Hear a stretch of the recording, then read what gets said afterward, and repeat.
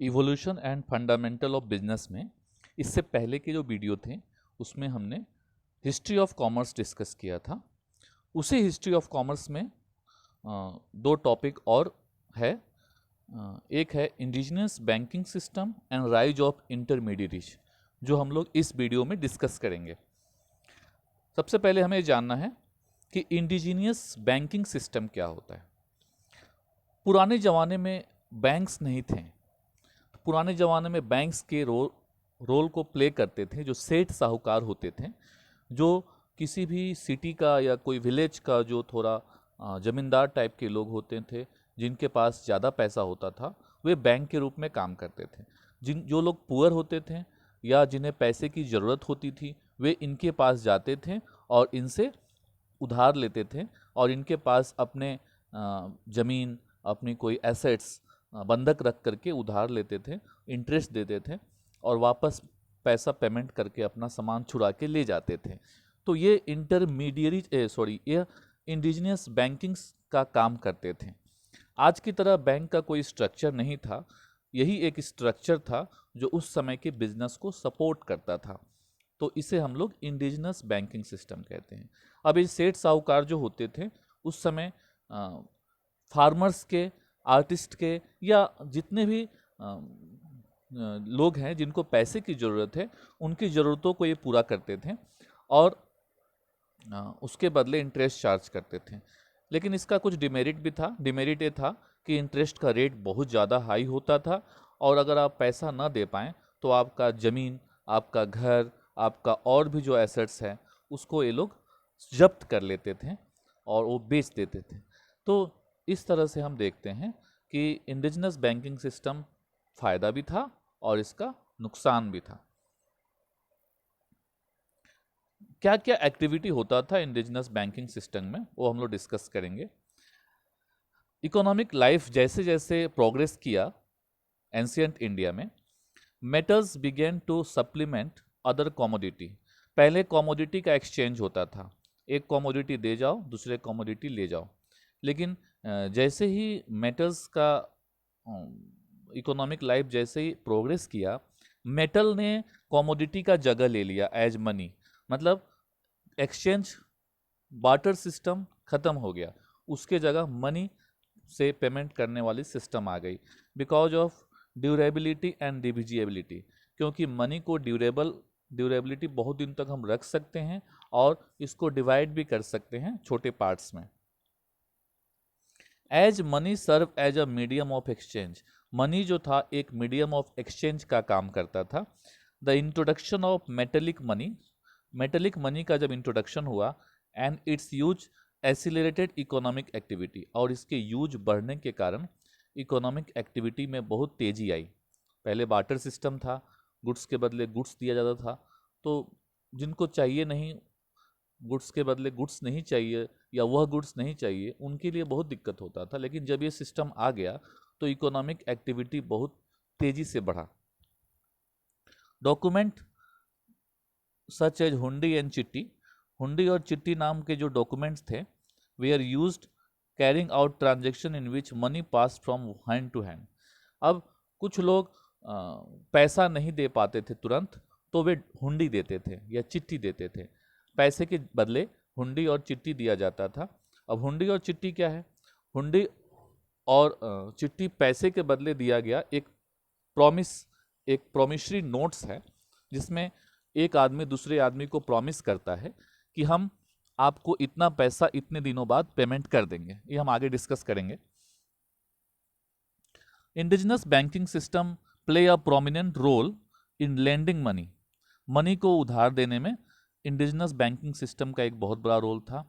And financing domestic and foreign trade को finance देने के लिए, डोमेस्टिक ट्रेड को फाइनेंस देने के लिए इसने बहुत बड़ा रोल प्ले किया था with currency and later of credit. मतलब डोमेस्टिक ट्रेड को पैसे की ज़रूरत पड़ती है, तो इंडिजिनस बैंकिंग सिस्टम ने डोमेस्टिक ट्रेड के लिए पैसा भी दिया, और फॉरेन ट्रेड के लिए लेटर ऑफ क्रेडिट की ज़रूरत पड़ती थी, तो इसने लेटर ऑफ क्रेडिट भी दिया। With the development of banking, धीरे धीरे बैंक का जब डेवलपमेंट होने लगा, People began to deposit precious metals with lending individuals functioning as bankers or सेठ। लोग अपने जो प्रेसियस मेटल्स होते थे उसको इन सेठ साहूकार के पास जमा करना शुरू कर दिए, क्योंकि ये बैंकर का काम करना शुरू कर दिए। And money became an instrument for supplying the manufacturers with a means of producing more goods. और लोग अपना पैसा सेठ साहूकार के पास जमा करने लगे, तो धीरे धीरे सेठ साहूकार के पास बहुत पैसा हो गया। तो सेठ साहूकार उन पैसे को अपने पास तिजोरी में बंद करके नहीं रखते थे, वे उसे मैन्युफैक्चरर को देते थे। मैन्युफैक्चरर उसी पैसे से इंडस्ट्री सेटअप करता था, प्रोडक्शन करता था। इस तरह इंडस्ट्री का ग्रोथ भी हुआ। तो इस तरह इंडिजिनस बैंकिंग सिस्टम धीरे धीरे आज का जो प्रेजेंट बैंकिंग सिस्टम है, इसी बैंकिंग सिस्टम का दिया हुआ रूप है। अब हम लोग जानेंगे हुंडी क्या होता है। हुंडी क्या होता है, जैसे मान लेते हैं मिस्टर ए है और मिस्टर बी है। ए ने बी को 500 का गुड्स बेचा, लेकिन बी जो है पेमेंट नहीं कर पा रहा है, उसके पास पैसा नहीं है पेमेंट करने के लिए। तो बी क्या किया, एक डॉक्यूमेंट पे साइन कर दिया कि हाँ मैं आपको 20 डेज बाद या 1 मंथ बाद आपको ये 500 दे दूंगा, और ये डॉक्यूमेंट साइन करके ए को दे दिया। ए इस डॉक्यूमेंट को अपने पास रखा, और फिर मान लेते हैं सी ए से पैसा पाता है। सी ए से पैसा मांग रहा है, लेकिन ए के पास तो पैसा नहीं है, लेकिन एक डॉक्यूमेंट है। डॉक्यूमेंट किसने साइन किया है, बी ने साइन किया है। अब इस बी का साइन किया हुआ डॉक्यूमेंट ए सी को ऑफर करता है कि मेरे पास पैसा नहीं है, लेकिन बी का साइन किया हुआ एक डॉक्यूमेंट है, आप लीजिएगा। तो सी उसको एक्सेप्ट कर लेता है। तो वही डॉक्यूमेंट बी से ए के पास आया था, और ए से अब किसके पास आ गया, सी के पास आ गया। सी उसी तरह इस डॉक्यूमेंट को डी को किसी दूसरे पार्टी को दे सकता है, डी को, डी ई को दे सकता है। इस तरह डॉक्यूमेंट मार्केट में मूव करता रहता है। लेकिन 1 मंथ जब कंप्लीट हो जाएगा, तो डॉक्यूमेंट की जब पेमेंट की बारी आएगी, तो जिसके पास वो डॉक्यूमेंट होगा, वो डॉक्यूमेंट को ले करके वह उस आदमी के पास जाएगा जिसका उसमें साइन है, मतलब वो बी के पास जाएगा। तो बी उस डॉक्यूमेंट को रख करके और पैसा दे देगा। तो इस तरह का जो डॉक्यूमेंट के कारण क्या हो रहा है, पैसा नहीं होने पे भी, यहाँ पे किसी के पास पैसा नहीं था लेकिन फिर भी बिजनेस का ट्रांजैक्शन चलता रहा। तो इस तरह के डॉक्यूमेंट्स को हम लोग हुंडी बोलते हैं। आजकल के लैंग्वेज में इसी को बिल्स रिसीवेबल बोला जाता है। इस डॉक्यूमेंट को बिल्स रिसीवेबल बोलते हैं, लेकिन उस समय एंशियंट इंडिया में इसी को हुंडी बोलते थे। कैसा होता है देखने में हुंडी? हुंडी देखने में कैसा होता है देख लीजिए। ये हुंडी का एक पिक्चर है। इसमें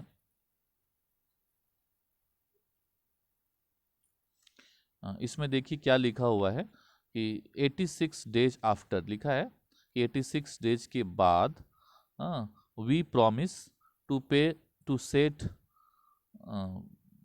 किसको पे प्रॉमिस किया गया है पे करने के लिए?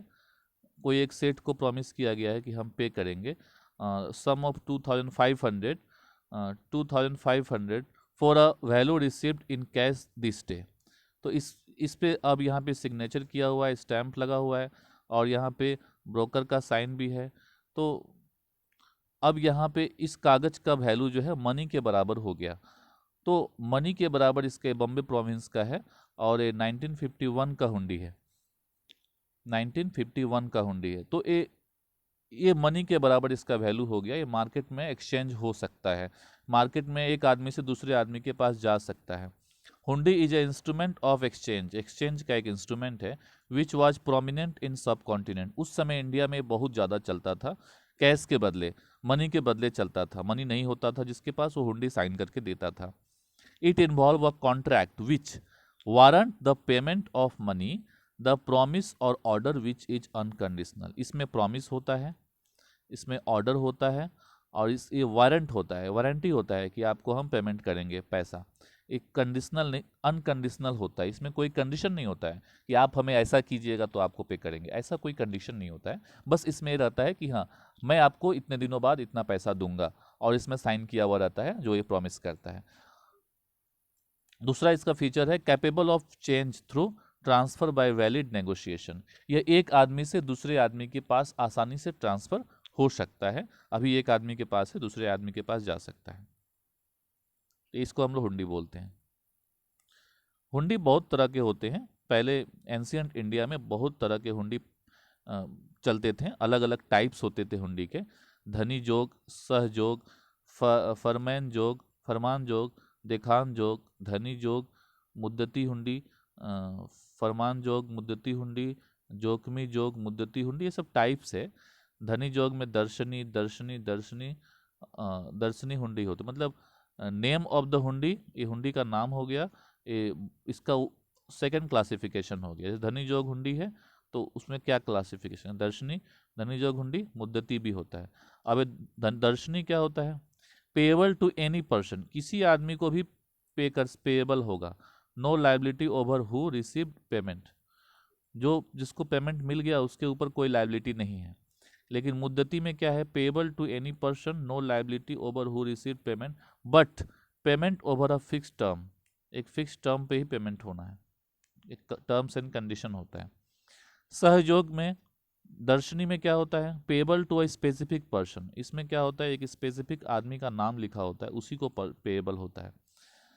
Liability over who receive payment, जो पेमेंट रिसीव करेगा वही लाइबल होगा। और लेकिन सहयोग मुद्दती में सहयोग नहीं होता है। फरमान जोग में hundi made payable to order, किसी को भी ऑर्डर पे पेमेंट कर सकते हैं। फरमान जोग मुद्दती में hundi made payable to order following a fix term, इसमें एक फिक्स टर्म के बाद पेमेंट होता है। तो ये सब टाइप्स हो गए हुंडी के। देखान हार, देखान हार दर्शनी, payable to the presence presenter और बियरर, जो भी आदमी जिसके पास ये हुंडी होगा हाथ में उसको पेमेंट करेंगे। ऐसा नहीं कि जिसका नाम लिखा है उसी को पेमेंट करेंगे। तो ऐसे ऐसे हुंडी को देखन हार हुंडी बोलती है, या दर्शनी हुंडी, देखन हार में दर्शनी हुंडी बोलते हैं। और जोखमी हुंडी क्या होता है, draw against dispatched goods, goods को हमने डिस्पैच कर दिया है, भेज दिया है, और तब हमने ड्रॉ किया है। If goods lost in transit, the drawer और the holder bears the cost and the drawee carries no liability. मतलब जैसे मिस्टर एक्स ने मिस्टर वाई को गुड्स भेजा, तो मिस्टर वाई से पहले ही उसने साइन करा लिया हुंडी, एक्सेप्ट करा लिया और रख लिया। अगर मिस्टर बी के पास सामान नहीं पहुंचा तो मिस्टर बी उसके लिए मिस्टर ए उसके लिए जिम्मेदार नहीं होगा, उसको पैसा हुंडी के थ्रू मिल जाएगा। तो यह प्रैक्टिस पहले चलता था हुंडी का। नेक्स्ट है राइज ऑफ इंटरमीडिएरीज। इंटरमीडिएरीज किसको बोलते हैं, बायर और सेलर के बीच बीच का जो आदमी होता है, जो बायर और सेलर दोनों को हेल्प करता है, उसको हम लोग मिडिल मैन बोलते हैं। तो मिडिल मैन, उस समय भी मिडिल मैन बहुत ज़्यादा फेमस थे। मिडिल मैन में उसको इंटरमीडिएट भी बोलते हैं, मिडिल मैन भी बोलते हैं। Include commission agent, brokers, distributors, both for wholesaler और रिटेलर, ये सभी मिडिल मैन का एग्जाम्पल थे जो उस समय बहुत ज़्यादा फेमस थे। They provided considerable financial security to the manufacturer by assuming responsibility of the risk involved, especially in foreign trade. अब ये मैन्युफैक्चरर जो होते थे वो गुड्स को बनाते थे, लेकिन उनको डर लगा रहता था कि कहीं उनका गुड्स बिकेगा कि नहीं बिकेगा। तो यही मिडिल मैन होते थे जो मैन्युफैक्चरर को बोलते थे कि आप बनाते रहिए गुड्स, चिंता मत कीजिए, आपका गुड्स हम खरीदेंगे। और ये लोग क्या, मिडिल मैन खरीद लेते थे और बाद में ये बायर्स को खोज खोज करके वह सामान बेच देते थे। तो ये मिडिल मैन का काम था। An expanding trade bought a huge amount of silver bullion into Asia and a large share of that bullion gravitated toward India. अब एक फॉरेन ट्रेड बढ़ जाने, इंडिया का फॉरेन ट्रेड एंशिएंट में बहुत ज़्यादा बढ़ गया था, जिससे सिल्वर बुलियन बहुत ज़्यादा इंडिया में आया। तो द इंस्टीट्यूशन ऑफ जगत सेठ ऑल्सो डेवलप्ड, उस समय जगत सेठ का इंस्टीट्यूशन डेवलप हुआ था। Exercise great influence during the Mughal period, या मुगल पीरियड में भी मिडिल मैन का काम करता था। And the day of East India Company, East India Company के टाइम में भी मिडिल मैन का काम करता था। Banker begin to act as a trustee and executor of endowment, banker भी मिडिल मैन का काम करने लगा, ट्रस्टी का काम करने लगा, एग्जीक्यूटर का काम करने लगा। The emergence of credit transaction and availability of loan advance enhanced commercial operation and foreign trade. Bank ने क्या किया, बैंक ने क्रेडिट ट्रांजैक्शन को वैल्यू दिया, उधार को वैल्यू दिया, लोन को अवेलेबल करवा दिया, एडवांस अवेलेबल करवा दिया। इससे क्या हुआ, बिजनेस का जो ऑपरेशन है और फॉरेन ट्रेड का जो ऑपरेशन है वो बहुत ज़्यादा बढ़ गया। क्योंकि लोगों को पैसा मिलने लगा बैंक से। इंडियन सब continent enjoy the fruit of favourable balance of trade. उस समय फेवरेबल बैलेंस ऑफ ट्रेड हो गया था, मतलब इंडिया में एक्सपोर्ट बहुत ज़्यादा होता था, export exceed import, export import को एक्सीड कर दिया गया था विथ लार्ज मार्जिन। जैसे अभी इंडिया का एक्सपोर्ट बहुत कम है, इम्पोर्ट बहुत ज़्यादा है, तो नेगेटिव बैलेंस ऑफ ट्रेड, लेकिन उस समय फेवरेबल बैलेंस ऑफ ट्रेड था। And the indigenous banking system benefited the manufacturer. Indigenous banking system जो था मैन्युफैक्चरर को फ़ायदा पहुंचाया, ट्रेडर को फ़ायदा पहुंचाया, मर्चेंट को फ़ायदा पहुंचाया, with additional capital fund, capital दे करके for expansion and development, expansion और डेवलपमेंट करें। तो बैंक भी एक तरह से मिडिलमैन का रोल प्ले करता था। कमर्शियल एंड इंडस्ट्रियल बैंक जो होते थे वो फाइनेंस, ट्रेड एंड कॉमर्स को फाइनेंस देते थे। एग्रीकल्चरल बैंक जो होते थे शॉर्ट टर्म और लॉन्ग टर्म फाइनेंस देते थे एग्रीकल्चर को। तो इस तरह से ये भी मिडिलमैन का काम करते थे। इसके साथ ही हमारा first chapter evolution and fundamentals of business समाप्त होता है। Thank you very much.